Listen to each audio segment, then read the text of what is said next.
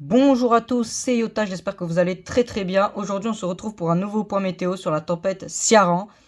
Donc aujourd'hui on va pas faire comme l'autre jour où je vous ai montré un petit peu les cartes et pourquoi la tempête arrivait en Europe, pourquoi elle frappe la France en fait. Cette fois-ci on va regarder les valeurs de vent qui sont prévues en France parce que ça y est, la tempête a été confirmée depuis la dernière fois. Et donc, dans ce point météo, nous allons tout simplement regarder les valeurs de vent qui sont prévues en France, l'accumulation des précipitations prévues en France. Enfin, on va un petit peu regarder l'impact que va avoir cette tempête sur le territoire français. Alors, dans mon dernier point météo, apparemment, il y en a beaucoup qui ont trouvé que j'exagérais un petit peu sur la puissance de cette tempête, que ce n'était pas non plus la fin du monde. Alors bien sûr, ce n'est pas la fin du monde, hein, ça c'est sûr, mais c'est une tempête qu'il faut quand même prendre au sérieux. En tout cas, ça dépend des régions. Mais par exemple, en Bretagne, c'est une tempête qu'il faut vraiment prendre au sérieux parce qu'ils annoncent des rafales à 180 km/h, notamment le modèle à Rome, on va le voir tout de suite. Donc c'est une tempête à prendre au sérieux selon moi. Pour ce point météo, vous l'aurez compris, je vais donc utiliser le modèle Arom qui modélise maintenant la tempête, hein, parce que la tempête, elle arrive demain soir, quoi. Demain soir, donc mercredi. Sur les côtes bretonnes, il y aura les premières grosses rafales de vent. Et donc, on va tout de suite voir tout ça, en fait, dans ce point météo. Donc, je vais donc me munir du modèle Arom. Et je vais donc le modèle Arom. Hein, alors, le lien de ce modèle sera mis en commentaire parce que... Enfin, sera mis en description. J'ai vu que pas mal de personnes m'ont également demandé le lien un petit peu du site météo. Donc le site météo, les amis, c'est Météo Ciel. Donc si vous voulez aller checker, n'hésitez pas. Alors donc on a toujours voilà, hein, pour l'instant cette situation avec du ciel de traîne un petit peu sur le sud-ouest. Hein, enfin une situation assez classique pour le moment. Donc cette nuit il va y avoir une petite ligne de grain qui va frapper la France, hein, assez faible. Hein, on attend des rafales à 80, 90 hein, sur les côtes bretonnes, pas plus. Et donc demain soir, on a la tempête, comme vous voyez ici, hein, très violente, qui arrive. Alors là déjà, pour tous ceux qui ont dit que cette tempête n'était pas à prendre au sérieux, déjà là on voit qu'il y a du 150, alors que la tempête arrive à peine. Hein, là, c'est mercredi 21h, la tempête arrivera à peine sur les côtes. Donc déjà sur les côtes du nord-ouest, des rafales très puissantes. C'est pour ça que je dis que vraiment dans le nord-ouest, il va falloir quand même se protéger. Rester chez soi au maximum, c'est vraiment la chose à faire pour en cas de tempête. Et surtout plus particulièrement en cas de cette tempête, puisque cette tempête s'annonce très puissante. Donc jeudi 2 novembre, 1h du matin, là la tempête s'engouffre donc dans les terres. Et le cœur de la tempête, le cœur de la tempête qui soufflera à 180 km/h, 160 localement, 180 km/h, c'est énorme les amis. Je sais pas si vous vous rendez compte de ce que c'est. Alors bien évidemment, encore une fois je le répète, hein, mais tout le monde ne va pas mourir, hein, ça reste relatif, mais c'est sûr que c'est quand même dangereux, hein, dans le fond c'est quand même dangereux, surtout pour les côtes. On voit ici, hein, dans le nord-ouest du côté de la Bretagne, hein, vraiment les rafales à 160 qui s'engouffrent dans les terres. Donc surtout en Bretagne où ça va être très tendu, cette tempête Ciarán, pardon, j'ai dit Ciara, c'est Ciarán.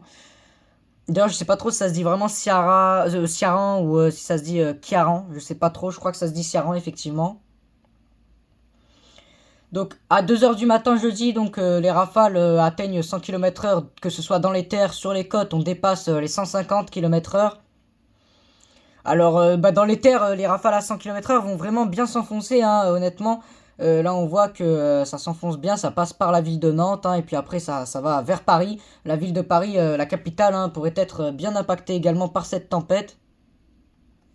Tempête qui sur les dernières réactualisations des modèles d'ailleurs, par rapport à mon dernier point, elle est un petit peu revue plus haute que prévu. C'est-à-dire que là on voit que les plus puissantes rafales passent d'abord sur la Bretagne, puis après les plus puissantes rafales s'engouffrent sur la Manche, alors que normalement les rafales les plus puissantes devaient passer...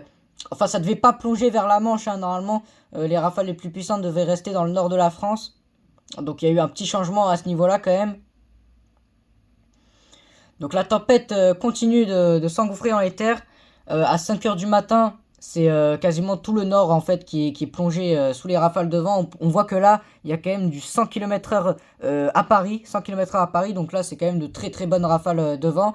Donc pour le coup, là on est vraiment sur une situation quand même assez exceptionnelle. Alors bien sûr, c'est pas non plus une tempête, c'est pas la tempête du siècle, hein. C'est vrai que depuis la dernière fois, les prévisions sont un petit peu à la baisse, même si ça reste une tempête exceptionnelle. C'est vrai que bon, hein, dans mon dernier point météo, j'avais parlé d'une tempête peut-être aussi puissante que la tempête du siècle. C'est vrai que là, on est quand même un petit peu en dessous, hein, mine de rien. Surtout que ça va un petit peu moins entrer dans les terres que la tempête du siècle. Mais en tout cas, sur les côtes, des rafales à 160 km/h, localement 180, on n'est pas non plus si loin que ça des valeurs de la tempête du siècle. Là, la tempête du siècle, je rappelle les valeurs max, c'était à l'île-Dieu. Il y avait eu 200, non, il y avait eu, oui, il y a eu 200 km/h. Plus précisément 198 km/h, il y avait eu. Mais l'anémomètre s'était bloqué, hein, donc ça avait dû dépasser en réalité. Donc on va avoir effectivement une ligne de grain également, hein, sur cette tempête à l'avant. Mais cette ligne de grain ne devrait pas non plus trop poser de problème, hein. Elle va pas forcément vraiment enfin, elle va pas vraiment rentrer dans les terres.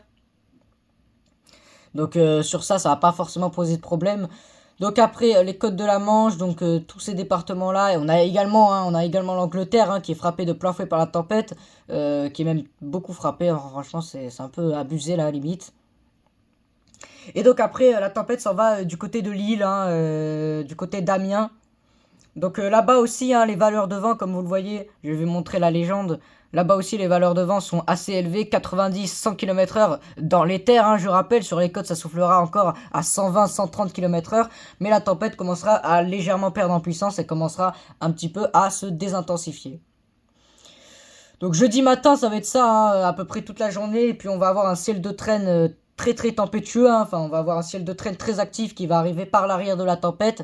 On va voir qu'il pourrait y avoir également des orages, et on va le voir juste après. Donc le ciel de traîne qui arrive à l'arrière et qui pourrait nous donner également des averses très puissantes, des averses qui pourraient, enfin des grains très venteux qui pourraient nous donner des valeurs de vent à 100-110 km/h sous les grains les plus puissants. Donc ça aussi, ça va être à surveiller d'assez près.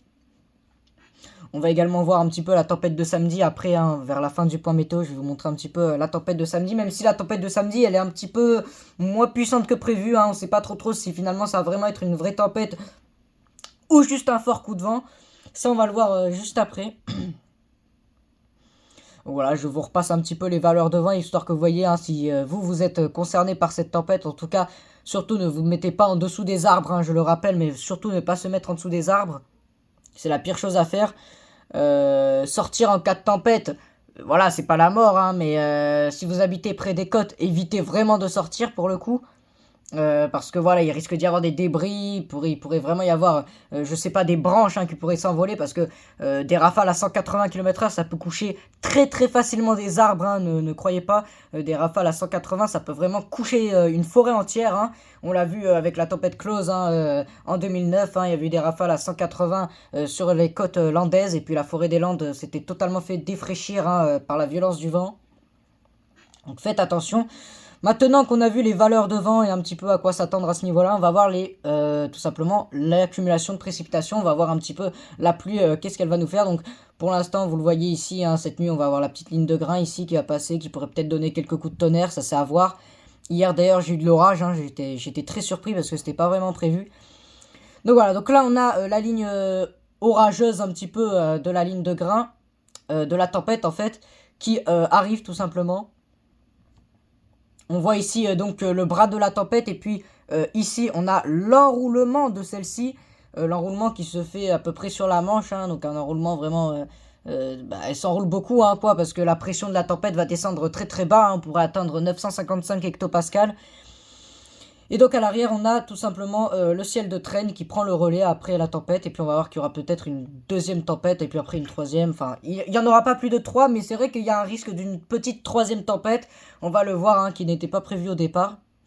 Au niveau de l'animation satellite, bah en fait la tempête est si grosse qu'elle ne rentre même pas. Regardez les amis, la tempête est si grosse qu'elle ne rentre même pas dans le cadre en fait du modèle à Rome. Elle dépasse en fait. Donc on voit effectivement encore une fois, hein, l'enroulement vraiment caractéristique de la tempête. Et donc ici on a le ciel de traîne à l'arrière, hein, avec là aussi on a une sorte d'enroulement un peu bizarre. Ça va être un petit peu bizarre, on va le voir. Donc si on prend les précipitations un petit peu plus en détail, hein, donc là on le voit bien, ce ciel de traîne.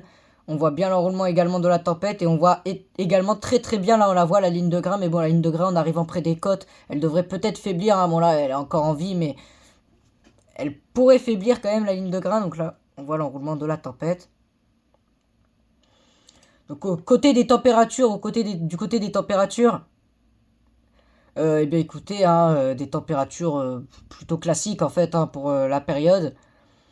Des températures donc bah, un petit peu pareil hein, sur l'ensemble du pays, hein, globalement 8, 9 dans le nord-est. Sur les côtes du sud-ouest, hein, on pourrait quand même atteindre peut-être localement 20 degrés, hein, surtout au passage donc, bah, de la ligne de grain de la tempête hein, qui va apporter un petit peu de chaleur. Comme on le voit ici, hein, un petit peu de chaleur qui va être amenée par celle-ci. Et donc bah, à ce niveau-là, je n'ai pas plus à vous dire en fait, hein, je pense qu'on a à peu près tout vu. Ah oui, je vais quand même vous montrer donc le cape, hein, l'énergie pour les orages.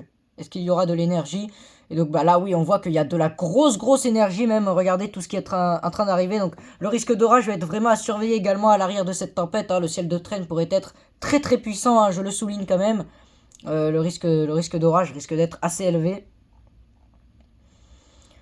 Donc maintenant, on va voir, alors on n'est pas là pour voir la pub, on va voir un petit peu la deuxième dépression qui pourra arriver donc vendredi matin aux alentours entre 14h, 4h du matin, enfin ça diverge un petit peu. Mais donc on va la voir tout de suite sur Arpège donc, et elle n'est pas modélisée que sur Arpège. Donc cette tempête elle est un petit peu imprévue, mais donc la voici, alors là bon c'est limite une tempête, hein. Là c'est pas vraiment une tempête sur le modèle Arpège, c'est plus un fort coup de vent qui pourrait donc frapper le sud-ouest dans 3 jours. Alors je sais plus trop si le modèle WRF la voit, il me semble que oui. Donc là on a la première tempête qui s'évacue après vers le nord-est. Et voilà, et donc là on a la seconde potentielle tempête qui pourrait frapper le sud-ouest. On voit que les rafales à 100 s'engouffrent dans les terres, donc c'est une tempête. Et on a 120 sur les côtes, donc les seuils sont atteints les amis.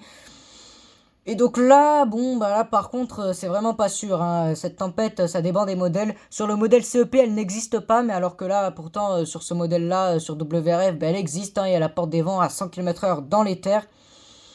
Alors bon, je sais pas trop si on peut y croire à cette possible tempête, hein, une autre tempête, c'est un petit peu bizarre. Moi, en tout cas, je pense qu'il faut pas s'avancer là-dessus, hein. Je vais pas trop m'avancer sur ce sujet-là.